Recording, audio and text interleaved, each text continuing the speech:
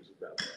But I didn't know if you had seen it or who had seen it or whatever, so we have to say that for another time. I haven't seen it. So, you can certainly, maybe that'll be your kickoff show if you remember it. God bless. Oh. I'm going to remember it. Because I was taken aback a bit.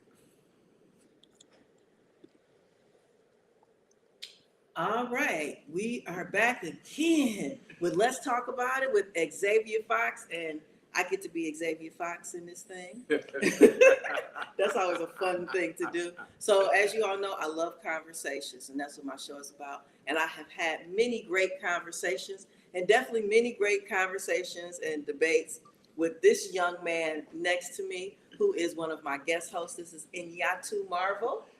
Hey, Welcome everybody. to the show again. Thank you so much. I love being on Let's Talk About It with Xavier Fox. Happy Saturday, everybody. I am Nyatu Marvelous, a.k.a. Mr. Hitch. Did you say marvelous? And Nyatu Marvelous. Please understand. I don't know when that started. I have to live up to it. That's my TikTok name.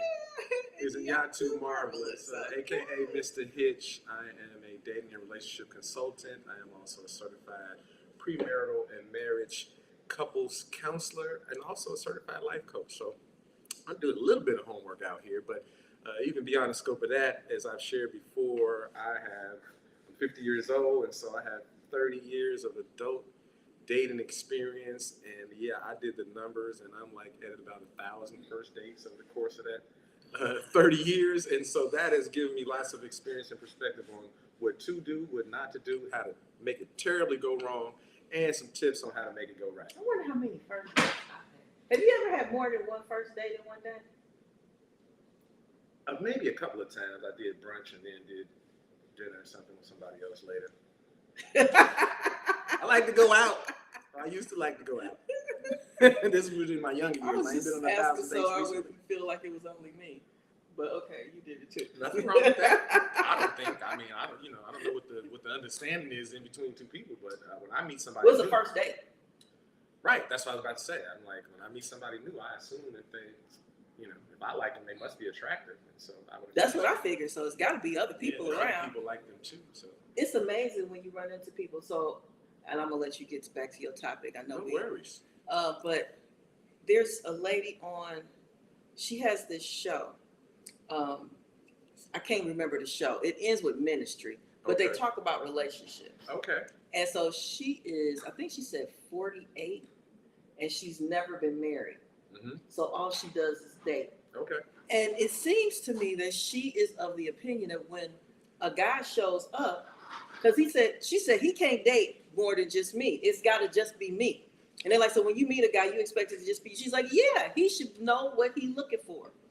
And I was thinking to myself, that could be why you're 48 and you ain't never been married. Everybody coming, we all dating. Believe it or not, I've seen it all the time. I've seen posts like that all the time from women where it's like, you got to be into me right from the giddy up. And if you're interested in somebody else, then you must not really be interested in me. How do you know if you I don't even know that I'm interested in you. I was attracted enough.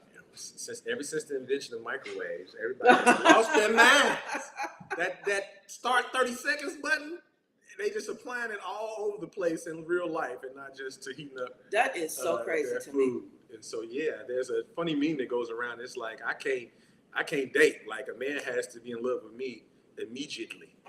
Yeah, it sounds like that, but that happens on the opposite side as well. They don't expect you to be. You are from the minute they eyes lay on you, you are now theirs. You don't even have time to go tell nobody that you all theirs. If you go tell somebody, it's a problem because you shouldn't have had nobody to tell.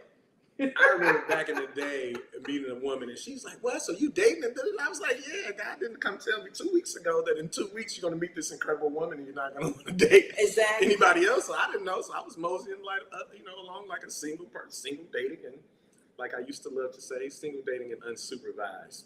At that time, definitely not at this time.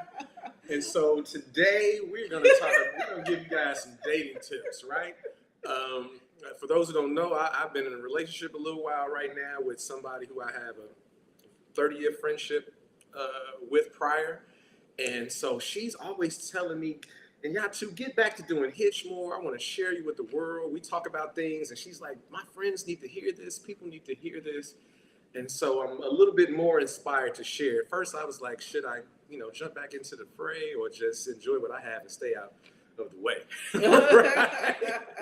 Because being hitched in the past has caused a little turbulence in some of my past relationships. So I was concerned. But I'm just seeing there's so many, I think there are some really good guys out there that I know that really want to find their person.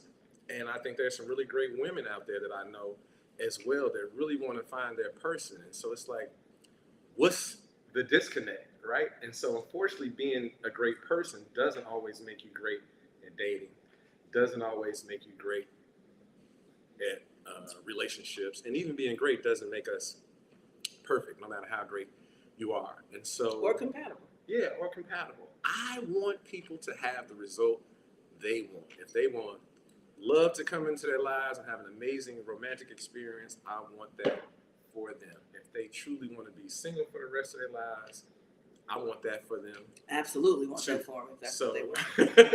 Yes. I just love to share information. As I always say, I'm not an expert. I'm a master student. And I just love to share my notes and my cliff notes. And some of the tests I took already failed to pass. I can give you guys the answers. Right? So you can pass like I used to do back in college. And so the first dating tip with Hitch is maintain a positive overall attitude. And so, unfortunately, people are so traumatized and so frustrated with previous romantic experiences that they find it difficult to give a new experience a blank canvas and a positive chance. That people are skeptical, they are pessimistic going into dates, and that is a surefire way, in my humble opinion, to ruin things. And so, and it's a good way to know. You're not ready. You're not. Again, people feel like they're ready. Right? But they're not prepared, unfortunately. It's not, there's a differentiation there. And so dating is a process of trial and error, right? You're getting to know other people. You're getting to know your needs, wants, likes, and dislikes. Even at this tender age of 50 years old, I've evolved. So it's not like it's been the same. Did he say tender?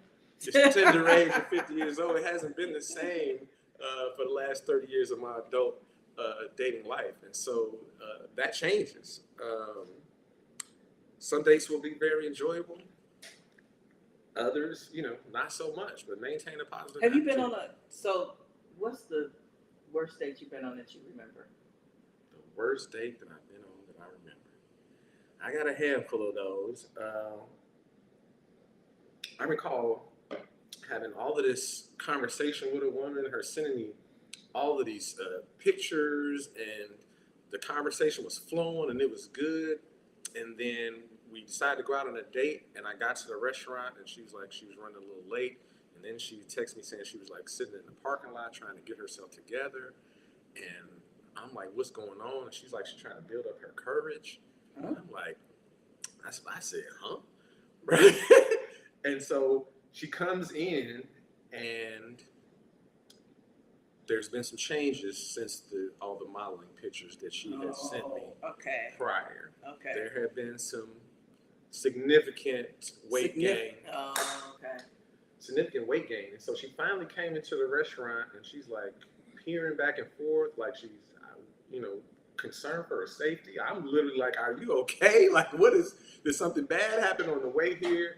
And she's like, no, like, this is just how I am. And so she's like, I'm on this diet. I'm not going to drink. I'm only going to eat a salad, which I don't have no problem with that. I love salads too.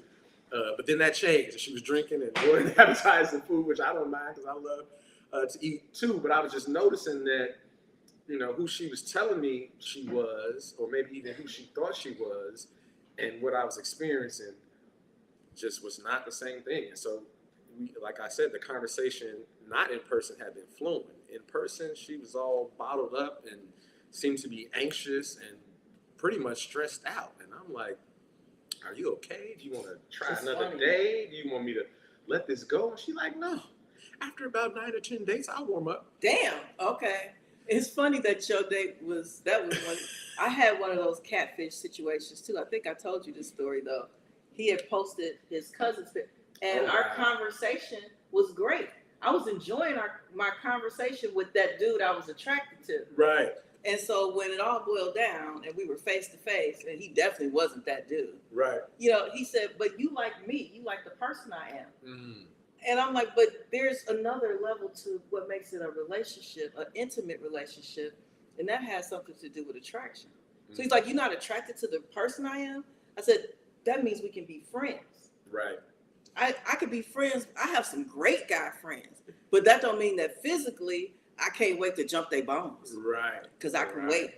So ironically, because it actually was her, there was just some weight gain. She had a very pretty face or whatever the case may be.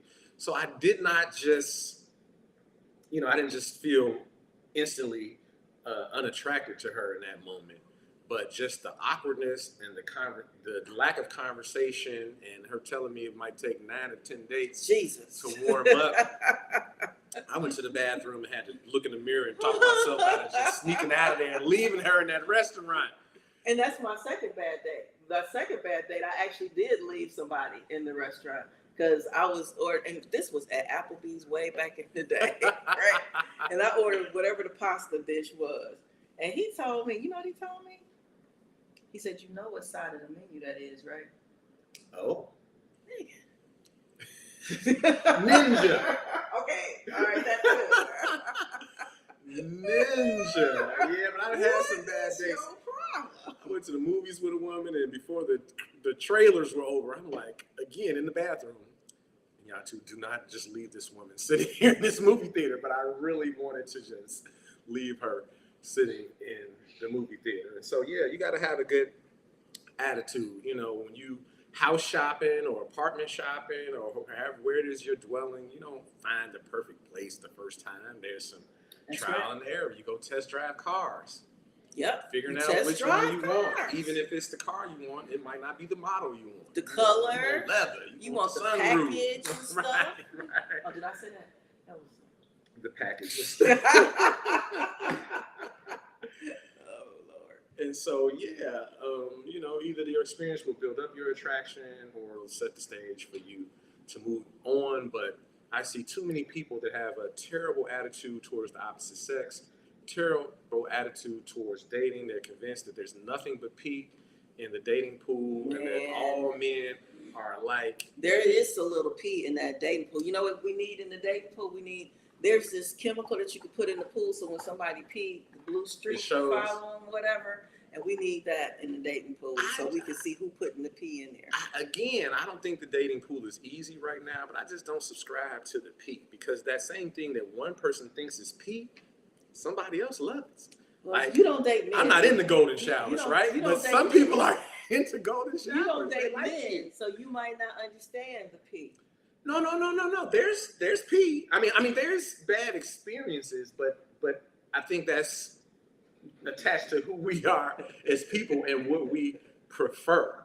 I don't think the guy or the guys that this woman over here thinks is pee, that every woman thinks that I agree with that. Pee, that there's some woman on the other side of the city, the other side of the country. Because good is relative, to who's saying it or who's making that judgment call. It's all relative. Because the dude I might think is good, I've seen women who say they hate a broke dude, and I've seen women who only date broke dudes. Really? Yeah. Do they like doing that? Absolutely. Has that been a I know a guy. experience? I had known a guy for 20 years, and if you don't have at least 4 children, he don't want nothing to do with you. What the hell is that about? We gonna not make the show about him. Did you Right? ask him though? Absolutely, 1,000%. But I don't want to dive into what his 4 kids. 4 kids. That's a lot of people running around. Some men don't want a dependent. He wanted dependence. Oh, he was into dependence. Okay. Right. Okay. God, Maybe but don't claim all their taxes. Yeah. So men are having bad experiences in the dating pool. Women are having some bad experiences in the dating pool. That's there's no denying that at all. But I also think that has a lot to do with what we attract. It has a lot to do with what we accept, and it also has a lot to do with our perception. So I don't expect every woman I meet to necessarily be the one. I don't think that one is going to be the one. So it's like, it's like a scratch off lottery ticket. You don't know if you're going to win or you're going to lose, but hey, have fun. Scratch the ticket off or whatever it is. So God bless. Number 2. We only on number 2. We only on number 2. I felt like we had a whole conversation. We did. We're going to divert a little bit. Number 2 is vet your date before you date. As a general rule, I require 3 to 4 significant and stimulating conversations before I will ask a woman on a date. So there are a lot of women like, you serious about me? Ask me on a date, ask me on a date. I'm like, we haven't had any real conversations yet. I don't know if I would enjoy a date with you yet. And so I don't want to find out the hard way unnecessarily without vetting. And so again, a lot of people aren't good at vetting. Therefore, they're saying that there's there's pee in the dating pool, but they could have avoided some of that pee, right, for lack of a better word, if they had vetted their date. And let me talk about that right there. Because what you just said is the total opposite of how I prefer to date. Okay. Which neither one of us are wrong. I'm just saying, definitely not. These are just if tips, you run into people, because to me, investing a lot of time on the phone, right? That's only that time that I can't get back. I'm only going to give that to somebody I've already deemed worth it, sitting on the phone with them. Okay. I would much rather prefer. I don't even need to necessarily I need to have exchange a couple texts back and forth. I'm gonna ask some key questions, and then I would like to schedule. I like to schedule a coffee date or a breakfast date at the most, and go there. Sit down in front of this person, because sitting down in front of them, I'm getting 2 things. One, I know what you look like already. I know that I'm not being catfished, and I'm having conversations with somebody that's going to show up and not look like what they look like. Because there are some people where attraction is, but see, I'm busy. So when I'm running around, I don't really have time to be getting ready for no FaceTime. Okay. Otherwise you really ready for FaceTime. Right. You want to look presentable, you want to put your best foot forward, right? And even though I look pretty much the same with or without whatever, but I might have my hair any kind of way. I don't want to do a FaceTime because I don't have time to be getting dressed for that. Okay. If I'm gonna get dressed, meet me somewhere. Let's go to breakfast. Let's go to have coffee. Any of that stuff. So I see what you look like. You see what I look like, and I'm gonna have a brief conversation with you. Now, after the first date, if you passed all of that, then we could do a second date, which could be like a real date. Right. Okay. But until I actually deem that I like you, I'm not sitting on the phone with you having long conversations. I don't want to get to, because I did that before. And what showed up in front of me was not acceptable. So I love this, right? Because there's different strokes for different folks. People have different experiences. Me, myself, I can't remember a time where I broke the conversation rule and then the first date went good. Like every time it's like, see, this is why you have this rule. Because if you had talked to this lady prior to going out with her, you would have found out in advance what you had to find out, unfortunately, the hard way. And as men, so those women where I had the bad dates, I didn't leave them there because I was concerned about the aftermath and the fallout of my reputation that would occur afterwards. And so men have to be careful, right? Because if you take a woman out on a bad date, a lot of times the next day there'll be a post about it, not necessarily tagging you, but this F-boy this and that, and maybe even showing some redacted screenshots and all of these things. And so even though I was literally hating these dates with these women, I felt compelled to still be kind and still just suffer through the dates. So you're saying even after vetting, you've still been on bad dates? No, I didn't say that. I'm saying the people that I didn't date. Every once in a while, I've broken my rule. No, when we started. Oh, yeah. So that first one, absolutely. Yeah, so that, but much rare at the time, but every time I don't have the conversations, it goes bad. Every So time. That handful of bad dates is probably because you didn't have the conversations first? Because I didn't have the conversations first. Okay. I can think of 2 where I did have the conversation first and it's still... and so when you meet somebody that just has a different vetting process like mine, so if we met, which we met a long time ago, so this is totally hypothetical, right? God bless. So if we met, and you want to now have these conversations with me, but we met in person. So are you talking about people you meet online? Yeah, people I meet online. So sometimes you can meet somebody in person and the vibe is cool and Yes. And I'm a spontaneous person. So my then that energy part is such, cool. That part is cool because you're You can getting feel a that sense. energy. Absolutely. That's what I need. Absolutely. Okay. Because I'm scared of the phone. I did that and Mr. Catfish showed up.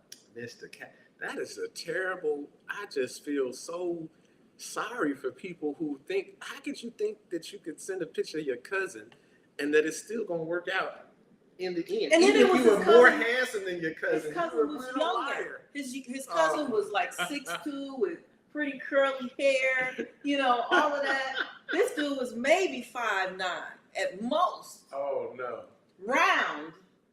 His cousin was total opposite of him. So what do you think? And he was older. Would you have proceeded if he was more handsome than his cousin? He was more attractive to you than his cousin. Would the lie have still stricken him from the record or stricken him from the running? Or if he had been more So it would attractive, depend on whether I knew it was a lie. It would depend on if he had actually been along the same lines of his cousin. I may not have even known. I may have said, you've probably heard this before. I've heard this before too. You look better in person. Mm-hmm. I would have just went with that because I'm like, oh, well, Okay. His picture was good. Okay. But this right in front of me is even better. So you look better in person. But if you show up and you are nowhere in that range of, if it wasn't him, if I could tell it wasn't him, I'd be like, who was that a picture of? Then I probably, because I have trust issues anyway. Right. And so then I probably would have had some trust issues because like if you lying, once I know you'll lie to me, it's kind of a wrap after that anyway. And that's what I'm thinking. It's like you lied right out the gate. Right out the nothing gate. At stake. This is the easiest time. You're just a liar.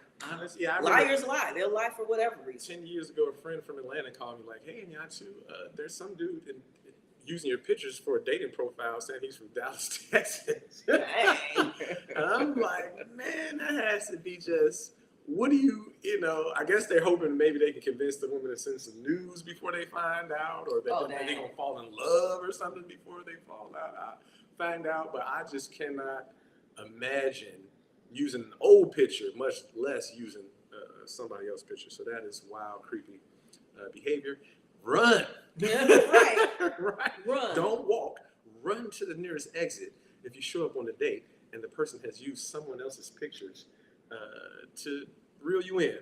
That's sad. It's super sad. So quickly, again, it's only 5, so we're going to run through this fast. Number 3 is be intentional about the energy you bring to the date. Wear something appealing that pops. Wear something appealing that pops. Yeah. So is this going for men and women? Or? It goes for men and women. And when I mean pop, hopefully it pops for you, right? Because they say when you look good, you feel good. And when you feel good, you do good. So go in the closet and find one of those outfits that makes you feel like $1 million so that is the energy that you bring to the date. Because a man with a little style and swag is a good thing. You know what I mean? You show up all looking good and smelling good, you'd be like, ooh. God bless. If I go on a date with you, I was in the shower right before I left the house. I love to be fresh out of the shower. I love to smell. I want my beard to smell good. I want my cologne combination to smell good. My hair to smell good. My breath to smell good. Everything. The nose, the eyes, the tongue scraper. Everything is good as I can make it going on that first date. And again, that's about me feeling great. So I highly suggest that people come up with pre-date routines to help them get themselves in a good mood so they're showing up is the best version of themselves whenever they go out on a date. So it might be a conversation with your friend that pumps you up. Girl, you so fine. You about to slay this dude, about to be in love with you. You about to be ready to propose to you at the end of the day. Person who gasses you up, or that song, that music that gets you pumped up for your date. But you definitely want to come to your dates with good. I like to play my theme song. Energy. What's your theme song? My theme song. You a little old school. Yes, I am. There was this group called Next. They had this song called Butter Love. Butter Love. See, you gotta have that playlist, man. A playlist. Let me tell you, a cold playlist is a game changer for your life, for dating, for sex, for everything. You got the right playlist. Yep. When I tell you, it has done half the work for you. Mm-hmm. God bless. People need to understand. This is one of my favorite quotes from the movie Hitch. That 60% of human communication is nonverbal.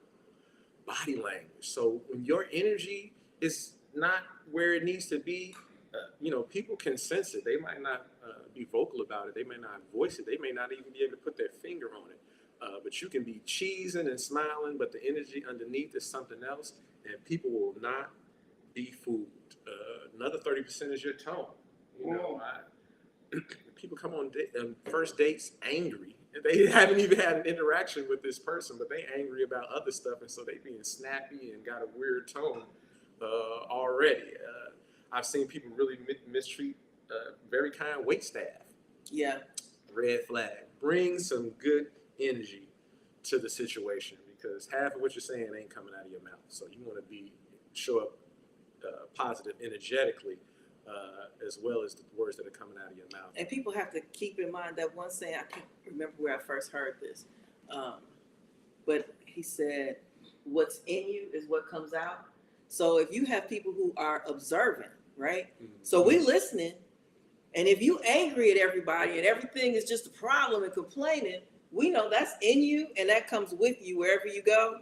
So I'm gonna let you go a different way, because I don't want all of that kind of stuff. So that is a very good one. My favorite saying is, wherever you are, there you are. Right. With all your anger and everything is a problem.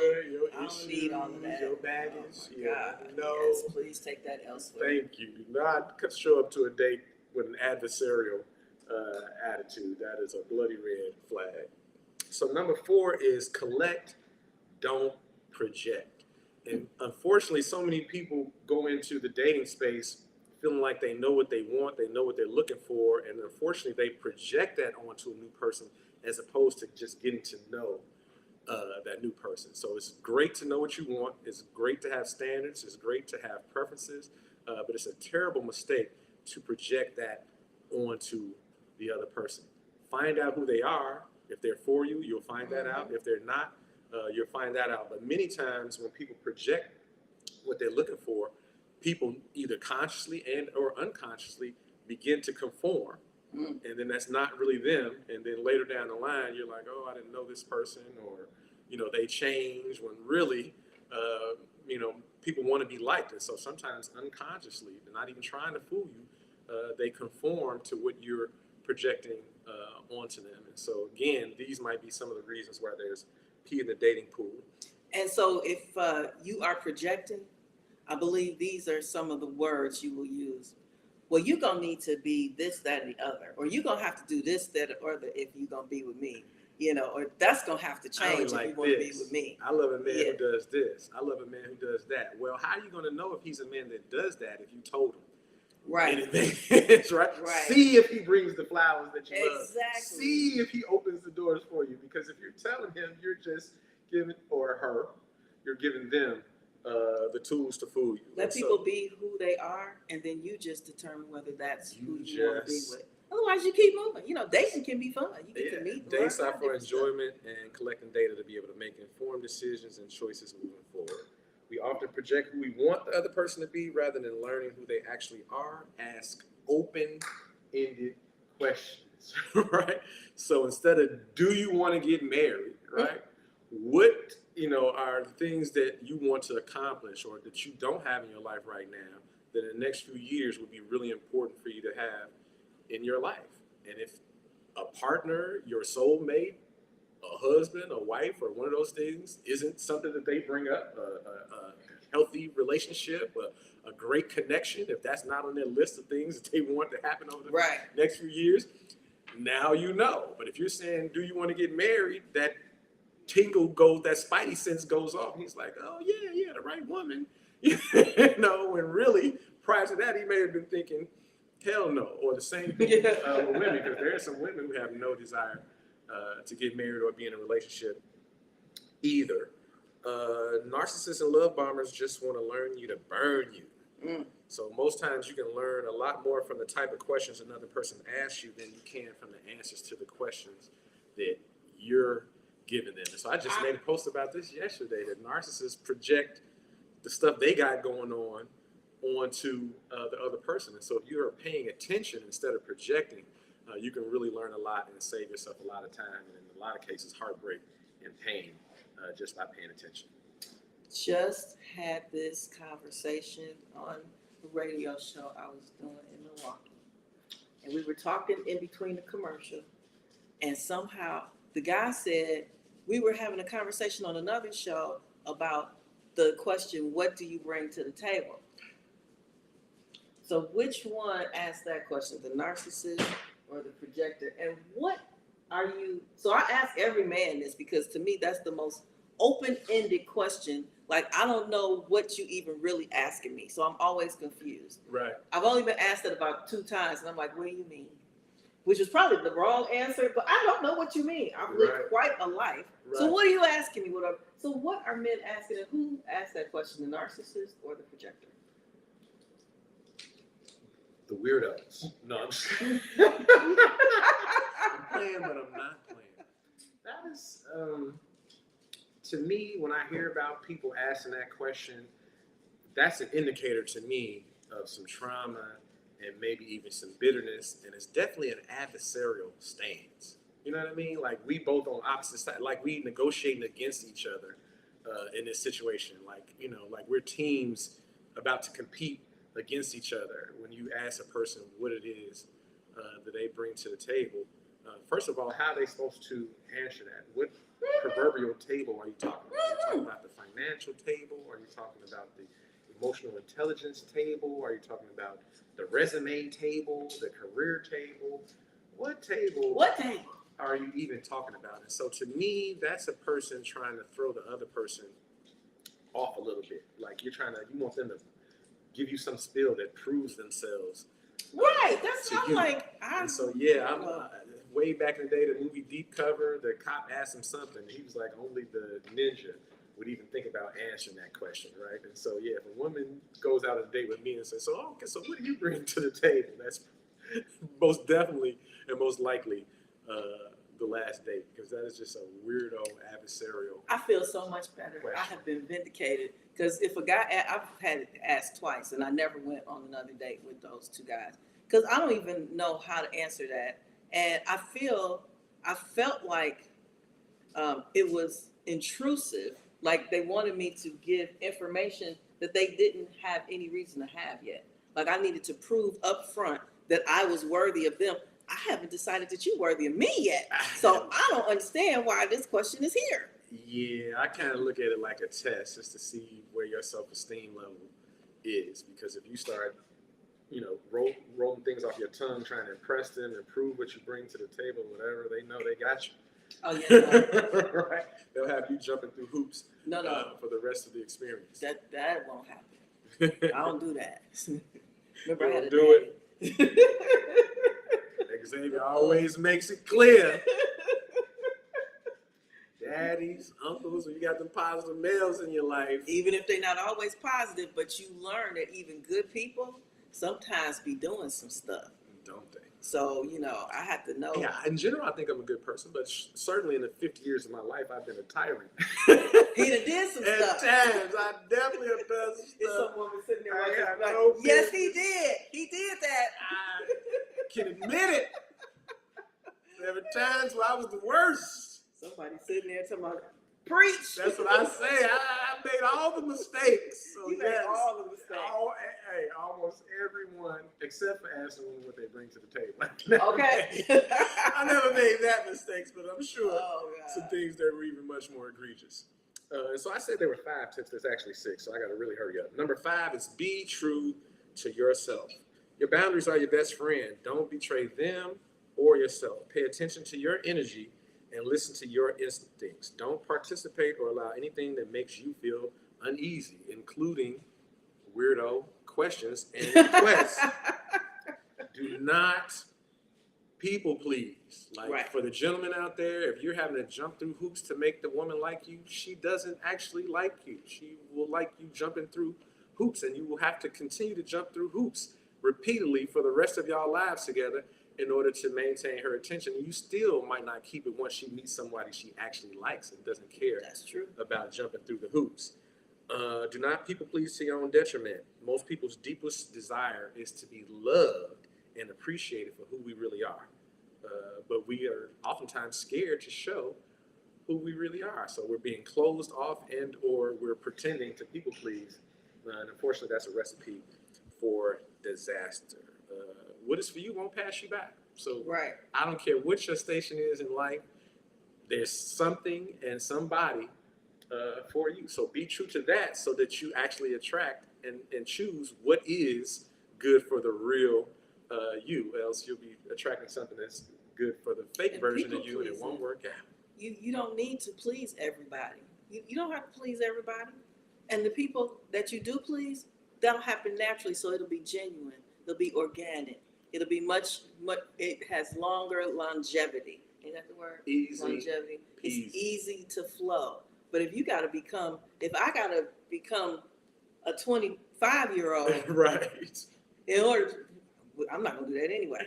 Like 25. Do you remember 25? Oh my God. Oh my goodness. Oh. Ooh, my 25th birthday. Lord have mercy. Those are some good times. Though. Those are good memories.